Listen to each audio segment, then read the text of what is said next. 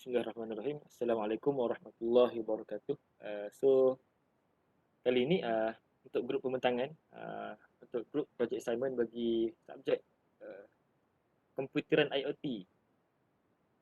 Jadi untuk pembentangan ni kami daripada kumpulan 3, daripada yang pertama Muhammad Nur Fitri bin Zaini S52188, yang kedua Muhammad Kamarul Khairi bin Rasti S51565, dan saya sendiri Ahmad Ifan Naim bin Amir Hamzah S52043.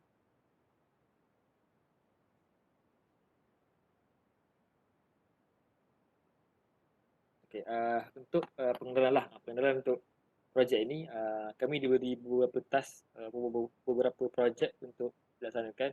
Tapi secara ringkasnya, apa yang berkaitan dengan projek ini, dia berkaitan dengan Internet of Things lah, IoT. Internet of Things ni dia describes the network of physical object as things that are embedded with sensor, software and other technologies for the purpose of connecting and exchanging data with other device system over an internet connection. Kalau tengok sini, Internet of Things ni connection lah antara benda fizikal. Benda fizikal ni ada banyak benda lah, sensor, satu software yang embedded dalam satu benda. Lepas tu benda tu akan connect pada internet. So dia akan connect internet dan adalah dia punya task-task ataupun kerja-kerja yang dia akan buat. So dalam konteks ni adalah kena kawal cerahan lampu, tu kena check humidity dan temperature. So itulah task untuk IoT kali ni.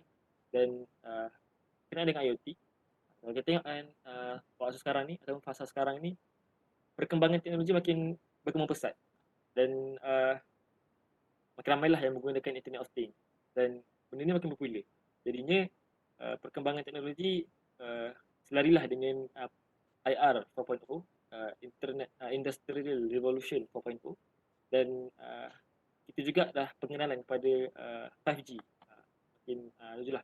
Jadinya UMT pun ambil pendekatan untuk memperkenalkan IoT kepada student-student dan mengambil langkahlah menyerapkan IT dalam silibus. So dalam task ni kami akan buat kaitan dengan IoT juga, cumanya dalam konteks mengawal kecerahan lampu menggunakan potentiometer, dan yang kedua menerima information ataupun notification daripada ESP32 bila sensor mengesan berkenaan certain suhu. Contoh, sensor kesan suhu melebihi 29 darjah Celsius dan humidity jatuh bawah 70%. So akan dapat notification. Next. So untuk objektif ada dua projek kan. So terbagi pada dua lah. Projek utama dia punya objektif to investigate the project that is already available that has the same or almost same problem statement to get the great solution. Kedua, to design a project based on the problem statement. Yang ketiga, to develop a project that allows students to control the dim of light when they are studying. Katanya kan adalah beberapa masalah yang mungkin lepas ni akan diterangkan lagi lebih detail. Jadinya objektif daripada projek ni dia nak selesaikan masalah tu. Selesaikan masalah tu dalam pada masa pertama mengaitkan IoT dengan projek tersebut. Dan untuk yang kedua pula, to investigate how to tackle the current house fires incident that is occurring. Yang kedua, to design a project that can help reduce the casualties and notify its owner of sudden fluctuations in air temperature and humidity. Yang ketiga, to develop a project that can notify its owner of sudden increase in temperature and humidity. Kan adalah beberapa masalah yang timbul yang berkait dengan humidity dan temperature. Jadinya dalam task ni kita kena implement IoT dalam selesaikan masalah. Macam saya katakan tadi, untuk masalah akan diterangkan lebih detail untuk selepas ini.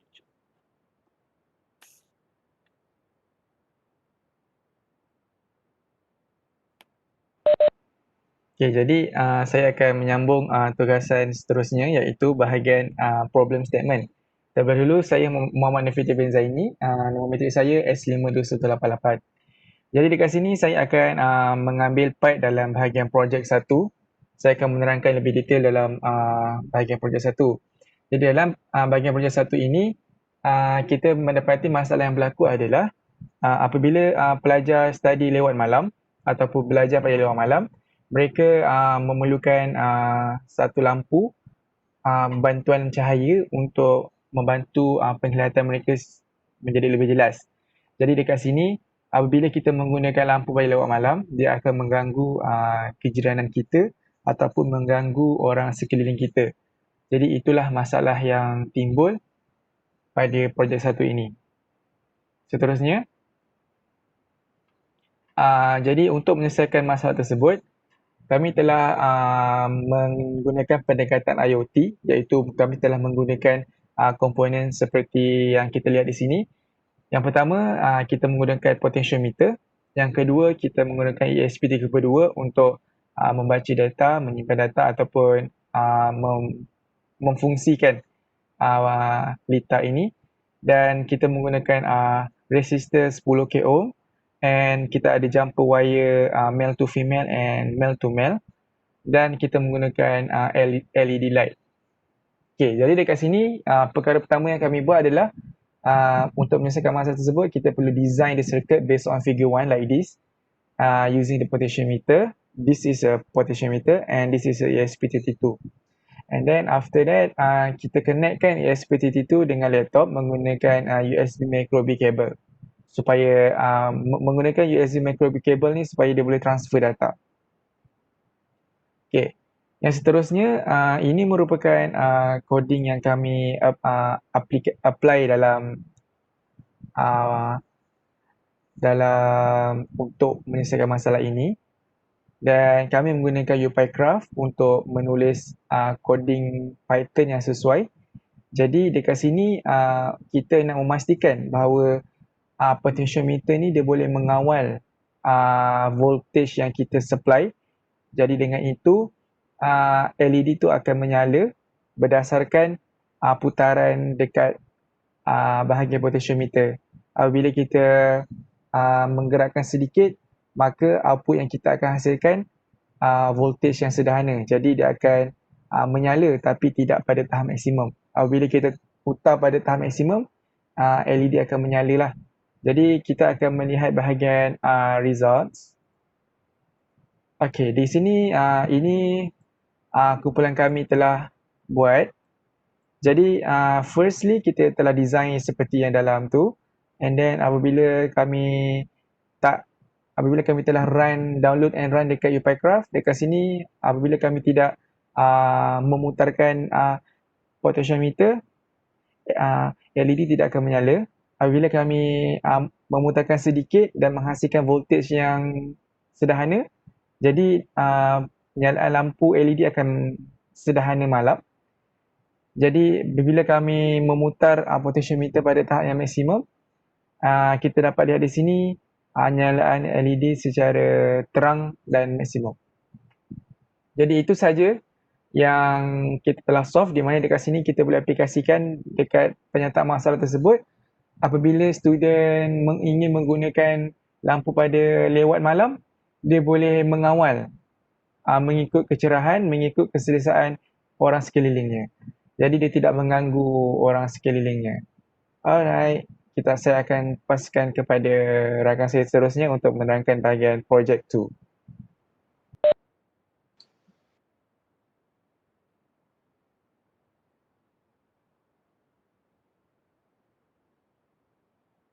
Assalamualaikum dan selamat sejahtera. Nama saya Kamal Rahadi bin Musti, S5165, dan saya akan membincangkan tentang problem statement project 2. Di Malaysia banyak kebakaran sering berlaku, dan ia berlaku kerana orang rumah tidak berada di rumah. Mereka bekerja, dan kebakaran daripada rumah berlaku akibat tidak tutup dapur gas ataupun panasan yang melampau di rumah. Dan ada banyak attempt untuk kita selesaikan masalah ini. Salah satunya adalah dengan meningkatkan bilangan orang yang menjaga kawasan rumah, tapi ia tidak efisien dan membuang tenaga kerja yang sangat banyak, membazir. Okay, seterusnya. Jadi saya akan membentangkan solution untuk problem ini dengan menggunakan kaedah IoT. First adalah kita design circuit berdasarkan figure 2 yang mengandungi DHT11 yang boleh merakamkan suhu dan humidity, dan ESP32 untuk mengawal DHT11.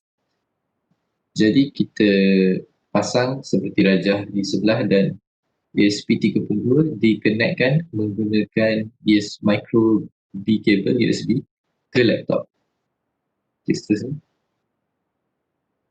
setelah dipasangkan ke laptop, kita membuka UiPathCraft dan menulis pattern code untuk ESP32 berkenaan, dan functionnya salah satunya adalah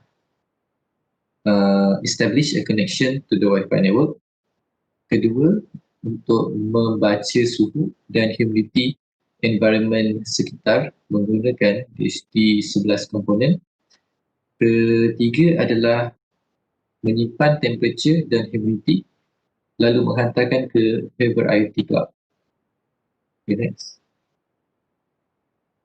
Sebelum kita membuat coding itu, kita kena create Favor IoT account dan setup supaya ia boleh menerima data daripada komponen ESP32 melalui data stream. Setelah ada setup, kita pun boleh connectkan coding dan Favor IoT. Dan selepas itu kita set pula rules di Favor IoT supaya temperature sekiranya melebihi 29 darjah Celsius ataupun humidity turun bawah 70%, ia akan hantar email ataupun SMS kepada user yang telah ditetapkan.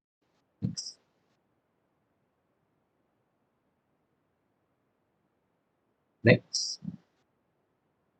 Okay, ini adalah contoh data stream yang telah diterima daripada DHT11, iaitu dia akan sampai ke UiPathCraft data streamnya, dan data stream ni akan Favor IoT akan scan data stream ni supaya mencari di manakah yang menempati rules di mana temperature lebih 29 darjah Celsius dan atau humidity kurang daripada 70%. Dan seterusnya dia akan hantar kepada SMS kita ataupun email kita di sebelah kanan. Dan message juga boleh ditetapkan kepada user. Okay, next. Itu saja saya akan berikan kepada Ahmad Irfan ini untuk membentangkan yang seterusnya. Okay, saya akan menyimpulkanlah untuk membentangkan hari ini. Kita dapat lihat Internet of Things ni memberi banyak benefit ataupun advantages untuk kita menyelesaikan masalah sehari-hari. Dan kita tengok tadi kita nak kawal kecerahan lampu, kita boleh gunakan IoT, dan kita nak pantau temperature dan humidity, kita boleh juga pantau secara remote ataupun secara jauh, dan dapat mengelakkanlah daripada berlaku perkara-perkara yang tidak diingini. Kadang-kadang sekarang pun bila mana dah berkembang teknologi, semakin mudah untuk kita dapatkan komponen-komponen dan untuk buatlah projek tersebut. Dan bila banyak komponen, makin mudahlah untuk kita dapatkan source ataupun komponen-komponen tersebut untuk buat projek. Jadinya kalau saya boleh disimpulkan, assignment ni ataupun projek ni memberilah kickstart ataupun memberi membuka mata pada student untuk lebih mendekati IoT ataupun lebih teroka IoT dengan lebih mendalam untuk dalam menyelesaikan masalah sehari-hari untuk menjadi lebih mudahlah. So daripada kami itu je. Sekian, terima kasih. Jadi sebelum kami menamatkan presentation kami telah menyediakan satu video mengenai output yang telah kami dapat. Sila saksikan. Assalamualaikum dan terima kasih.